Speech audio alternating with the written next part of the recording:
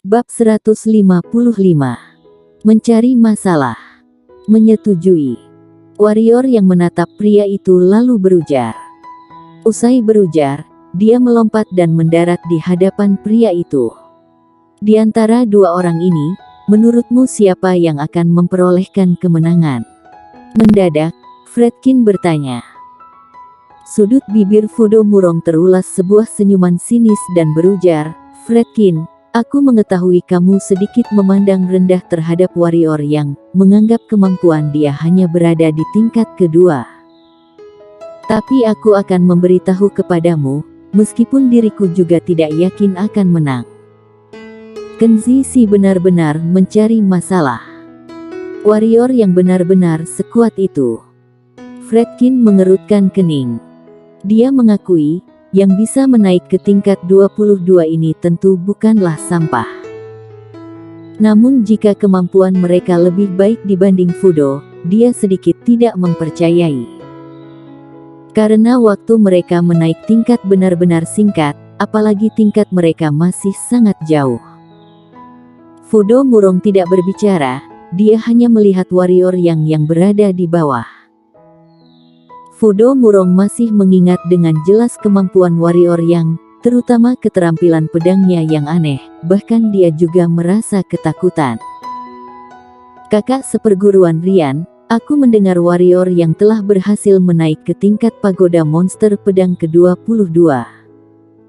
Kamu membiarkan Kenzi Si bertindak seperti ini, bukankah kurang pantas?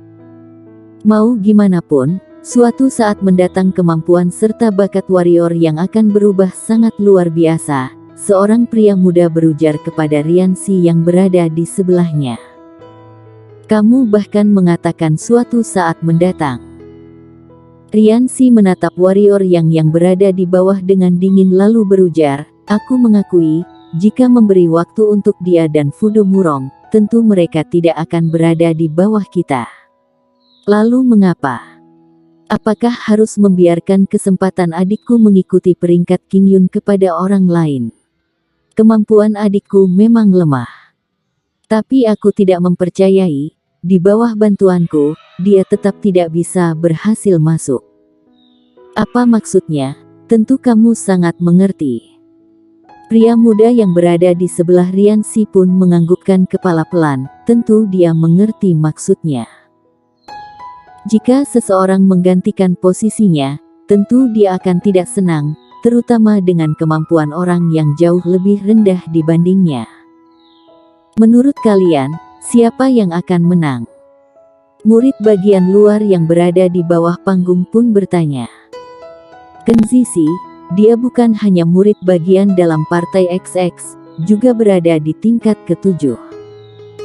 Sedangkan warrior yang dia baru saja menaik tingkat tidak lama, bukan? Berbeda jauh, bagaimana mungkin mengalahkan Kenzi Si? Sebenarnya, aku juga penasaran mengapa sekte pedang menggunakan warrior yang dan menukar Kenzi Si. Apakah kamu lupa sebelumnya warrior yang menggunakan kemampuan pendekar hitam di tingkat ke-9 membunuh Yanto Liu?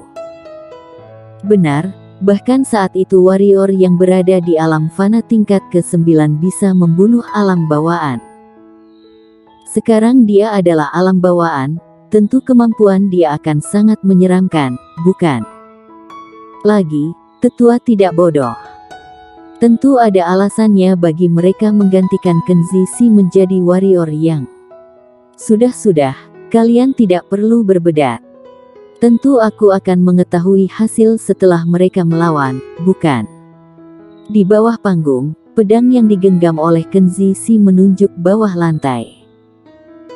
Dia menatap warrior yang dengan dingin dan berujar, aku mendengar, kamu telah berada di pagoda monster pedang tingkat ke-22. Warrior yang mengangguk lalu berujar, beraksilah. Dia mengerti maksud Yuan Yu. Dikarenakan dia ingin melihat kemampuannya, tentu dia tidak akan keberatan. Tidak hanya menunjukkan kepadanya, namun juga untuk seluruh orang yang mengikuti peringkat King Yun. Memiliki kemampuan bisa dihormati, warrior yang mengerti. Demi menghindar masalah yang akan terjadi di masa depan, dia menyetujui untuk melawan Kenzishi. Wajah Kenzishi menggelap, bahkan warrior yang tidak mengeluarkan pedang namun menyuruhnya beraksi. Apakah sedang menghina dirinya? Keluarkan pedangmu, aku membiarkan dirimu menyerang 3 kali, supaya tidak mengira aku menindas yang lemah. Kenzishi berujar dengan wajahnya yang menggelap itu. Warrior yang mematung, membiarkan dirinya menyerang 3 kali. Saat melihat mimik wajah Kenzishi, dia langsung mengerti. Seperti dia salah paham mengira dirinya menghinanya, dan juga tidak menjelaskannya. Kaki kanan warrior yang menginjak lantai dengan sekuat tenaga, dan tubuhnya terbang begitu saja. Lantai pun langsung berubah hancur, bisa dilihat benar-benar kuat. Warrior yang tetap tidak mengeluarkan pedang, dia mengepalkan tangan kanannya dan tertuju ke arah Kenzishi.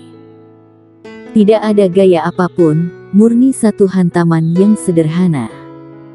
Kenzishi tidak menyerang, dia telah mengatakan akan membiarkan warrior yang menyerang dirinya 3 kali, bagaimana mungkin dia mengingkari janji. Hanya saja saat hantaman warrior yang menuju ke arahnya, dia telah menyesal kata-kata yang dilontarkan sebelumnya.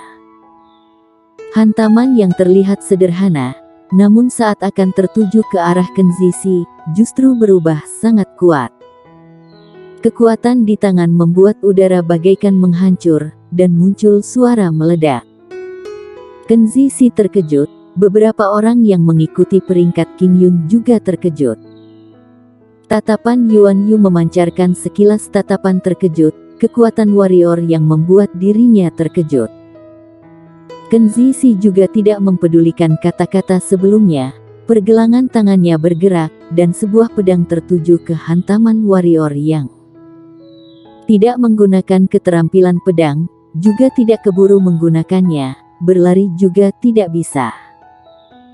Karena dirinya gegabah, membiarkan warrior yang menuju ke depan, dia tidak dapat mengaburkan diri, hanya bisa terpaksa melawan warrior yang tidak menghindar pedang tersebut, namun kecepatan tangannya semakin cepat. Peng! Tangannya tertuju ke atas pedang yang berada di level hitam pun bergetar. Di atas pedang, langsung muncul berbagai celah bagaikan laba-laba. Kenzishi terkejut, saat tangan warrior yang bersentuhan dengan pedang miliknya, pedang di tangannya bahkan hampir terjatuh.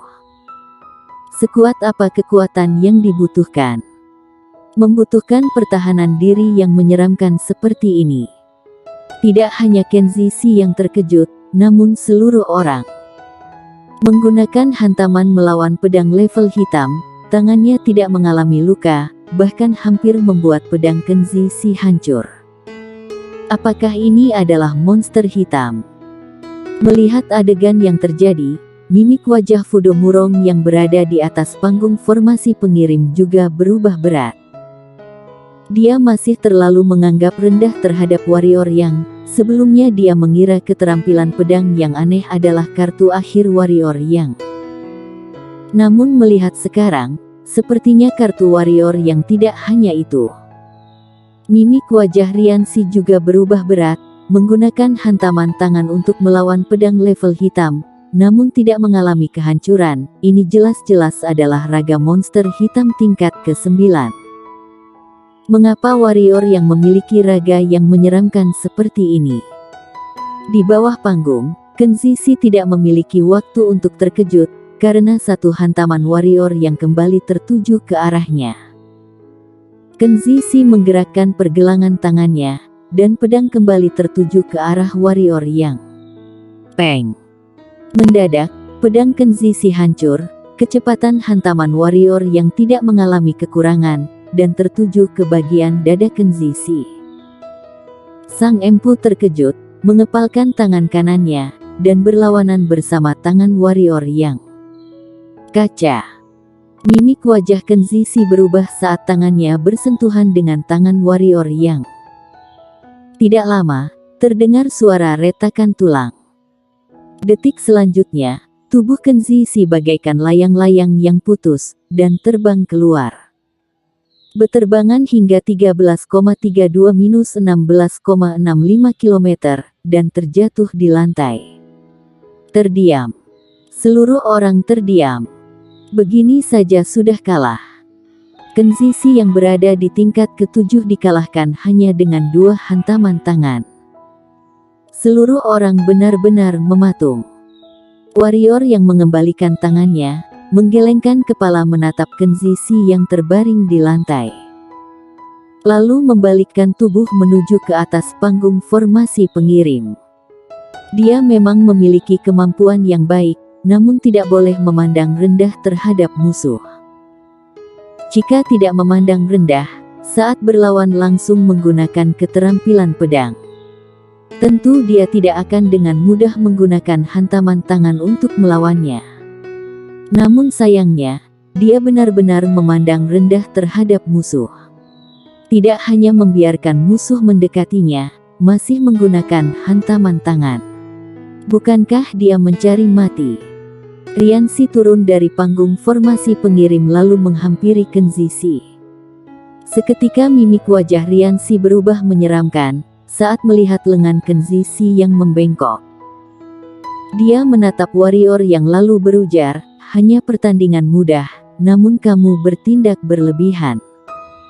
Kamu benar-benar kejam. Aku sudah memperlakukan dia dengan baik. Warrior yang menghentikan langkahan kakinya, membalikkan tubuh menatap Riansi, dan lanjut menuju ke panggung formasi pengirim. Kamu sudah memperlakukan dia dengan baik. Mimik wajah Riansi terlihat menyeramkan, kamu benar-benar baik. Kemampuan junior warrior yang sangat mengejutkan, dan kebetulan Riansi ingin mencobanya. Aku ingin bertanding dengan junior, apakah junior yang ingin menyetujui permintaanku? Warrior yang kembali menghentikan langkahan kakinya, menatap Riansi lalu berujar, kamu benar-benar ingin mencoba atau mencari masalah? Dia bertandingan dengan Kenzi Si, memang sudah memperlakukan dirinya dengan baik. Jika dia mengeluarkan seluruh kekuatannya, maka akan membuat tulang Kenzi Si mengalami kehancuran. Bertandingan dengan Kenzi Si hanyalah pertandingan ringan, tidak ada pikiran untuk saling membunuh. Kenzi Si juga tidak berpikir untuk membunuh warrior yang.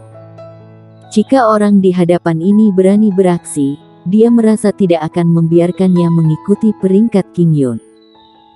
Karena dari tatapannya, dia melihat tatapan membunuh. Haha, Riansi terbahak-bahak, orang di hadapan ini benar-benar menyombongkan diri.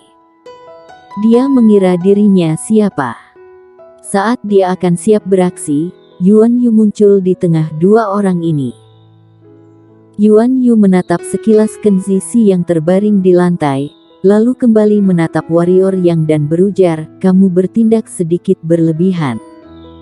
Aku tidak merasa seperti itu. Warrior yang berujar dengan pelan, dia seharusnya merasa beruntung bertemu denganku, jika di sekte hantu atau murid di sekte lain, dan tetua penguasa pedang. Menurutmu, apakah dia ada kesempatan untuk hidup? Yuan Yu mematung lalu menggelengkan kepala, masalah ini berakhir hingga sini saja, menuju ke kota kekaisaran. Di tatapan Riansi yang terlihat menyeramkan, warrior yang dan Fudo Murong serta yang lain pun memasuki formasi pengirim di kota kekaisaran. Bersambung.